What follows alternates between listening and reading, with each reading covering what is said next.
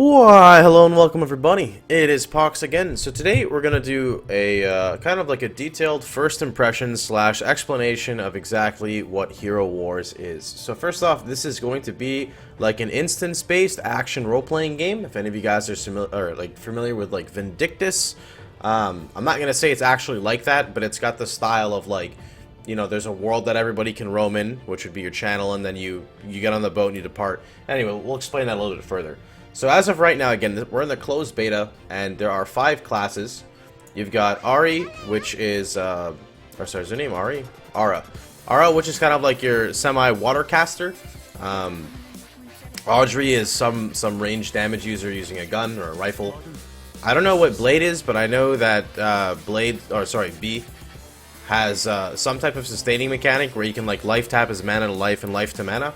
And then Nagane, which I honestly have no clue what this guy is about, and I'm playing Derek, which is more of like a tank, but not fully a tank. He still has the ability to do damage. He's the melee character though, along with the 3 others. And of course, you know, I can't give you too much of a detailed description because I haven't played all the characters. But basically, again, I know my character looks really fucking Capoparati as shit. Don't worry about it. That's just, I have to use the best costumes because they give me the best stats, and unfortunately my character ends up looking like this, and I don't really know why, but whatever. So the way it works is, as of right now, the content pretty much stops at around level 70 to 80 or so. You can keep going, but there's not much content past that. So everybody's got their skill set. And then you have like additional skills, which would be like kind of like specials. This screen lags really bad. And then everyone has passives. Now the 0 out of 5 is when you hit level 70, I believe, you start gaining SP. When you get enough SP, you can put it into a point to increase the damage. This is of course a multiplier, which ends up, you know, becoming pretty insane. Certain skills can be comboed to other skills and other classes. Derek doesn't really have it, but they can kind of swap out a lot of different skills, so they'll have like say 4 in the top row that they can mix and match.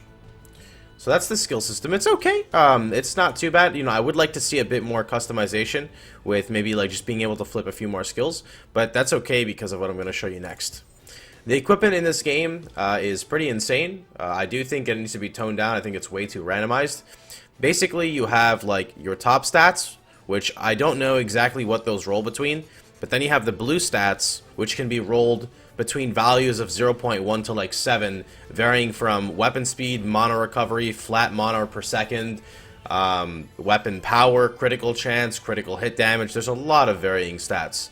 And if you have epics like I have, an epic can roll up to 4 skills attached to it.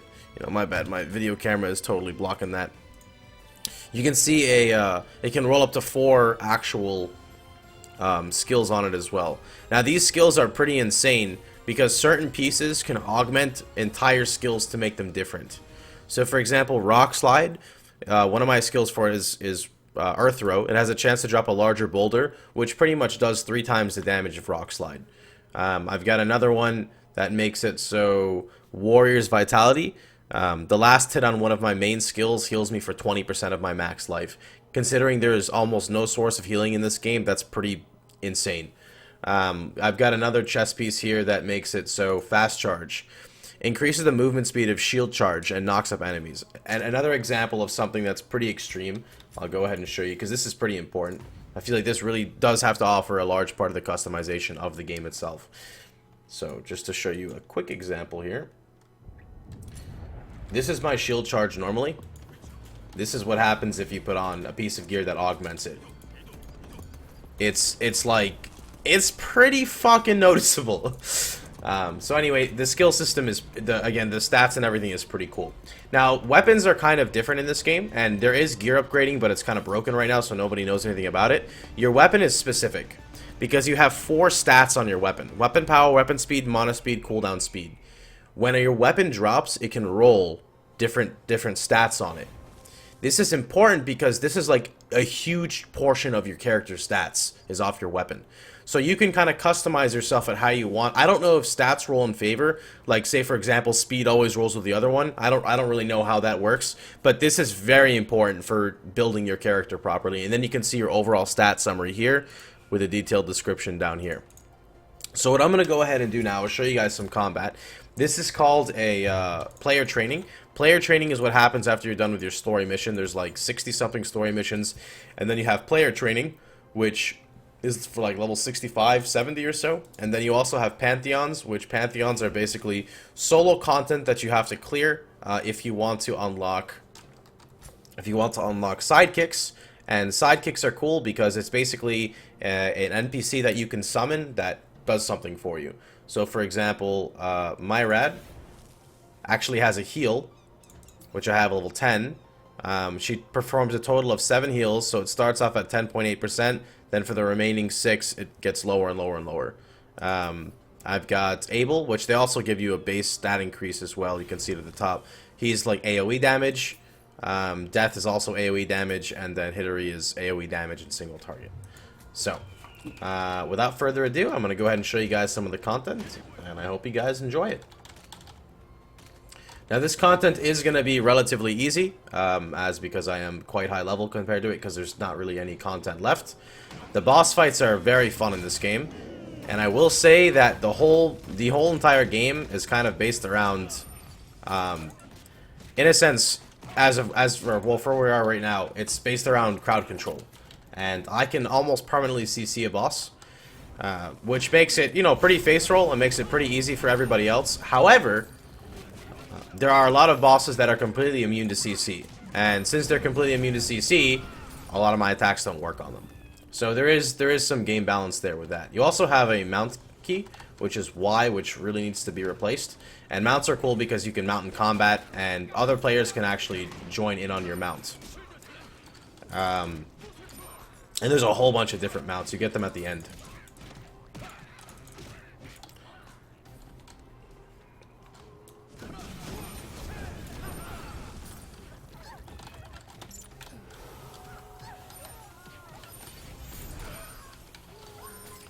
Unfortunately, I still have so much gear to replace, but I'm not really going to bother with it in the beta for like mono regeneration. My mono regen sucks ass right now.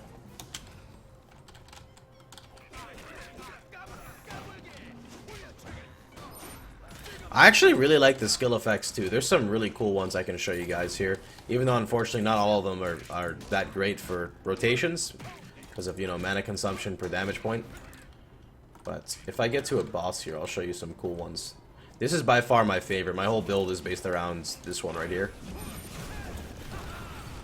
which takes, half my entire mono resource bar.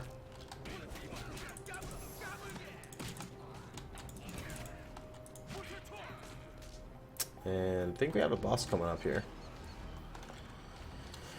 You can change your skills in combat as long as you tent up first. But I'm going to show you guys an example of crowd control. Now, I know this may be a bit extreme, but my entire character is based around crowd controlling, like this. So, you're going to see a CC lock for quite a while here. This is another really cool one that I like.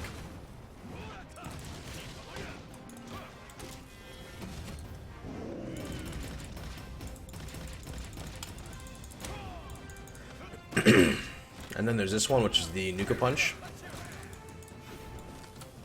Only to, CC again. And then after this CC, I'm going to do something special here. Pop my ultimate, CC again.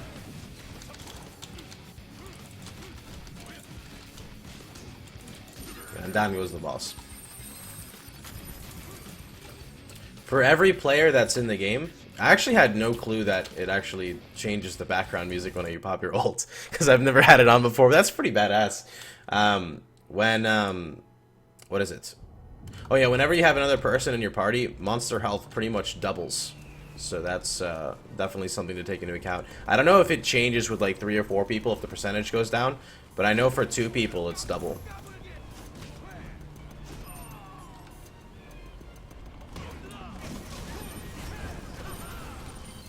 Now, another cool part of this game that makes it kind of like an action role-playing game is, if you notice what I'm doing here, we're doing these things called player trainings.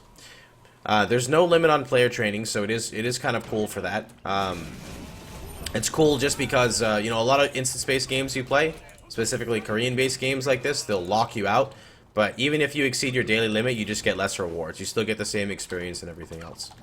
But I was going to say, one other part that makes it cool and interesting like an ARPG is that there are actually monsters that can spawn as champion monsters or elites. I don't know exactly, or I think they're called mutants in this game.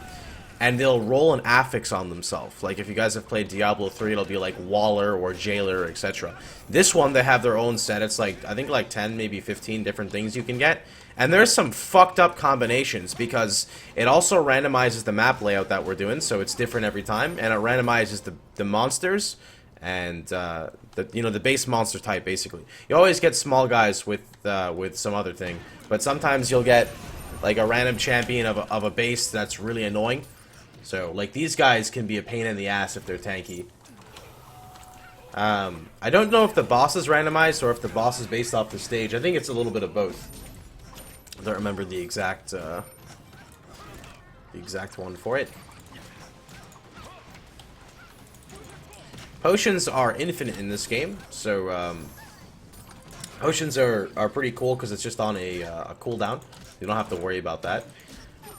But some things I definitely fear for in this game is, as like most Korean games, I'm pretty sure this game is going to be, in the sense, you know, pay to win, use in quotations, because everyone has their own terminology and definition for it. Not terminology, definition. Here's a champion, for example, liberated high jump. So you'll see him jump up, and he'll probably, let me see, I don't want to kill him in time. There you go. That's what he does. So it's pretty cool what you can get. You can definitely get some really crazy combinations, and it fucks you over. Especially when, like, you're doing high-end content and, like, things randomly spawn. Actually, that's Tracer. I don't know what Tracer does. That's the high jump. Which didn't really do any damage.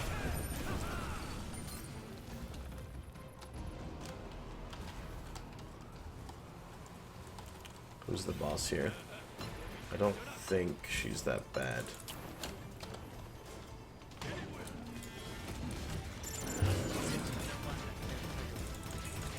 Oh yeah, so what I was gonna say before is, definitely has the potential of going semi-pay to win.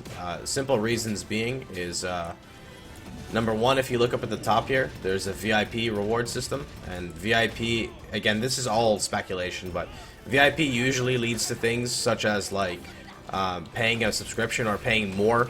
Like, the amount of money you put into the game, you know, you end up getting a higher subscription tier level, and definitely things like that, it can be really fucked up to play with or play against.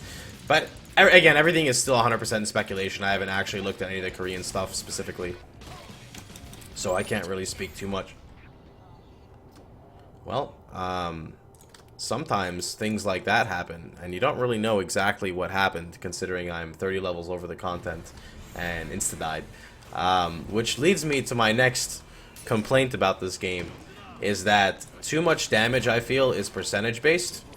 And when you have the ability to stack percentage maximum health on gear, and you play tanks that have, like, or you play classes like tanks, it makes it really weird to stack maximum health and then get penalized for stacking maximum health. In this scenario, I don't really know what happened. I guess I was kind of not paying attention, but that was pretty fucked, man. That's why we're just gonna go back to CCing forever.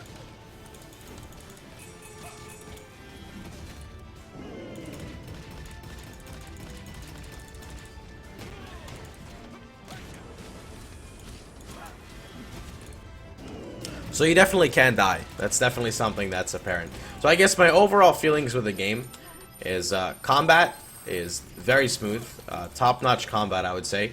Like honestly, I was not expecting good combat from this game at all. The replayability and stuff, it's actually not that bad because you're running a little bit of semi-different content every time. Of course, it's going to be a grind and whatnot, but I actually don't mind it nearly as much as the other ones. What was I gonna say as well? So I really do like those simple aspects about it. My issues is it's too much. I don't want to say it's too much of a grind, but right now gearing up is way too much of a hassle because you're rolling against so many stats and skills. So that's definitely something that needs to be addressed. I don't know if it ever will be addressed, but that's definitely something I feel they need to work with, because it's kind of bullshit knowing that you could play with someone and in one day they could get super lucky and have all their gear, and meanwhile someone's been playing for a month and could not even get one piece, just because there's so many stats to roll against in this game. It's insane. So they do have like these little tokens you can get, at the bottom here, you can get them randomly out of dungeons, and you either get 1, 5, or 10, which again, more RNG. But I feel like they should do like a permanent reward system where like if you just complete a dungeon, you're guaranteed to get a coin or something, so at least it's not, at least you're just not getting shit every single time. But it's something I would probably just play on my spare time, something on the side. You know, again, I don't really know exactly where the game is going and whatnot, but in terms of fun, you know, you want to play something a couple hours a day, I would absolutely recommend this game. I know they said they wanted to introduce something like MOBA-style PvP, MOBA-style like League of Legends or Dota, if you guys have played it, Heroes of New Earth, etc. And I'm all about something like that, because I used to play old-school maps on a game called Warcraft 3, if you guys still remember that shit. And you would get a lot of MOBA-style PvP on RPG maps, or, because, you know, that's where MOBAs, that's kind of where MOBAs, well, not necessarily where originated, but that's where a lot of MOBA-style combat was, and it was a lot of fun. So this is an example of, sometimes it gets a little different. So, basically, for every time you full clear the area, you kill everything that's in the set area, you will knock off a little bar there. And on that bar, sometimes you can get a boss spawn, which would be like this. Which basically a boss spawn counts for an entire set of mobs, which is pretty cool if you're, you know, made for single target.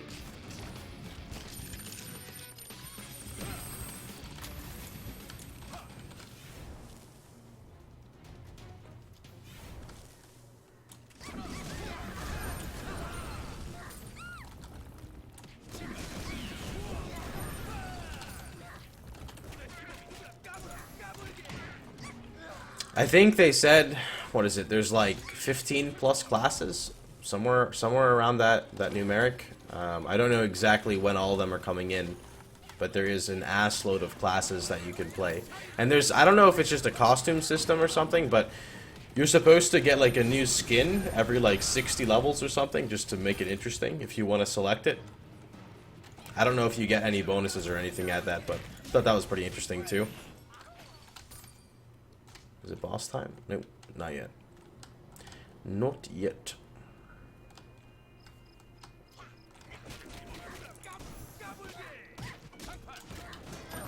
I'm gonna see if I can show you guys that giant rock I was talking about before. Actually, let's see this. Once that guy dies, it's gonna spawn the boss, so let's just get ready.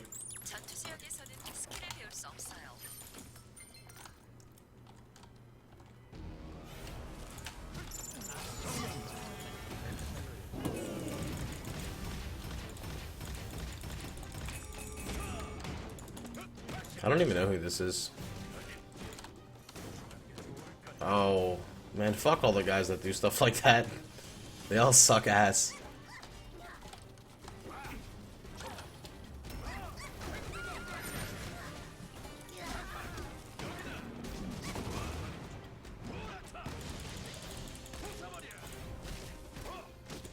The only skill that I've seen that's semi-clunky is that one there. Anytime I'm in the air, I can kind of like gap close to someone, but it's like super fucked and like, I don't know, doesn't always work. Let's see if it gets good. Okay, let me try it right here. Actually, let me just nuke a punch again. No. Aw, rip. Couldn't get him.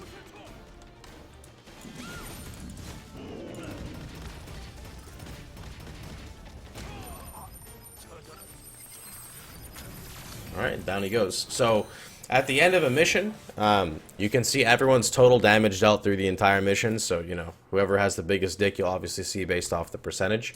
And then if you had the daily open, you would have an extra one here, which is another row down here. And you pretty much just randomly pick things through here. Now, again, this is where you get your epics, and you can actually get experience cards, which contribute probably to majority of your way of leveling up, which kind of makes leveling kind of RNG. I don't know, it's a little weird in that sense. But that's pretty much going to be it for the game. There's not really much else I can talk about. The beta is ending later today. I can show you guys just a little bit about the headquarters. Headquarters is just where everyone kind of chills around. It's like your, I guess you could say your lobby is pretty much what I would call it. I can show you on my little pimp ride here. You can jump on people's heads as well. You can do quite a few things Actually, it's a very a very friendly game. And the last thing I know I was talking about this before. I don't know if I hovered over it too much, but there's this thing called Pantheon, and Pantheon is cool because this is content. A lot of it, well, at least the start of it, is gated. You have to do it solo. So up to here, you have to do it solo, I think, right? Allowed players 1. And you cannot use any source of potions in here. So the only way you can heal is through your basic sidekick. So you actually have to do a lot of dodging and stuff. And it's pretty fun. It's got a really cool, like, high-tech looking place. My buddy and I almost cleared Hatchery. We didn't try too hard, but with the halt of gear, it's pretty scary. But these look awesome, some of these places. I think it's like the pure white stuff. Oh yeah, and the game is filled with fucking with movies and clips and everything. So if you guys are into like storyline in games, you've got like hundreds of cutscenes to watch. My personal favorite cutscene is this one. It's the escape button. But they look pretty fucking cool, man. I'm not gonna lie. I definitely like what they look like. See if I can show you a little bit. I cannot complete this. I will die.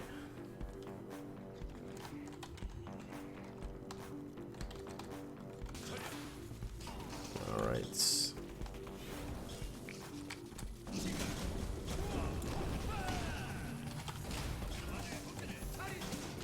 Wombo combo, boys. Let's do it.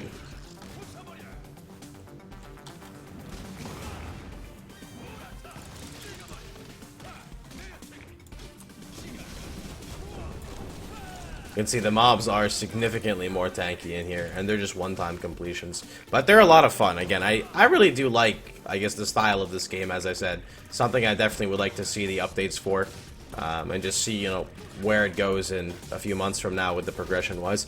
But again, that's going to be pretty much it for now. If you guys liked the video, please feel free to like, share, and subscribe. If you enjoyed it as well, you can catch me streaming live at twitch.tv/Pohx. Of course, you won't see any HeroWarz content as the beta is ending today. But yeah, again, if you guys like the battle music, type Kappa Kipo in the chat. I fucking love this little battle music. I didn't know it did this. That's my new little obsession. But anyway, have a good one, boys, and thanks for watching, everybody.